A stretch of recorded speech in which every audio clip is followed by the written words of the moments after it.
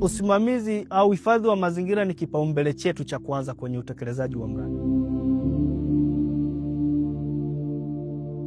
Ukiangalia na mambo ambayo yamefanyika chini ya usimamizi wa hili baraza, ikiwepo miradi kama hii ambayo sisi tunaisimamia, unaona miaka 40 imekuwa ni mfano na yenye tija sana ukilinganisha na maendeleo yaliyopatikana kwenye usimamizi wa mazingira. Kwa hiyo sasa ujumbe wetu kwa jamii ni kwamba wajitahidi habari ya kuharibu mazingira, kwa mfano ukataji wa miti kwa ajili ya mkaa na kuni, watu waweze kuepukana nayo. Watu wakimbilie sasa kwenye mambo ya clean energy, tunaita energy safi, ili angalau tupunguze athari za mabadiliko ya tabia ya nchi. Ni lazima tutunze mazingira yetu.